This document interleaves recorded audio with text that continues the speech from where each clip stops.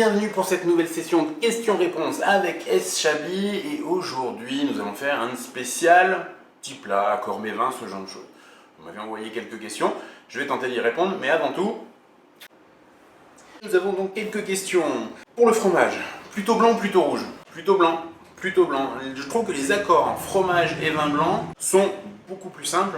Et si vous voulez, les vins blancs, et notamment les vins de Chablis, ont tendance à nettoyer un petit peu la bouche, qui rend la dégustation encore meilleure. Donnez-nous une bonne spécialité locale. Andouillette de Chablis, c'est pas mal.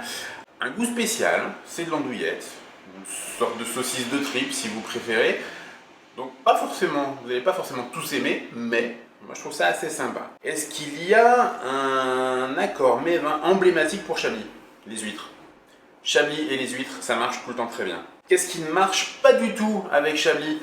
Je crois qu'on en a déjà parlé, mais les viandes rouges, les desserts et Roquefort. Donnez-moi un mariage qui surprendra mes invités. J'ai en effet réussi à trouver un Chablis Grand Cru Grenouille de 2005. Alors, deux propositions. Un foie gras, mi-cuit, ça peut être très très bien, et ça va surprendre. Ou alors, on peut partir sur une poularde de mi-deuil, une volaille, de la crème et des truffes. Ça peut être très bien. Quel type de nourriture me recommandez-vous d'utiliser pour une dégustation de vin? Alors, si c'est une vraie dégustation, peut-être ne pas faire d'accord mets vin.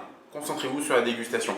Maintenant, si votre question c'est on veut faire une petite soirée, à ce moment-là, on va faire très simple.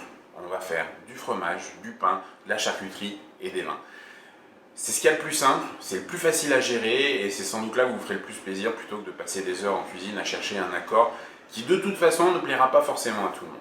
Et je sais que ce n'est pas forcément lié à la nourriture, mais est-ce qu'on peut faire un kir avec un Chablis? Alors, la vraie réponse c'est oui, vous pouvez.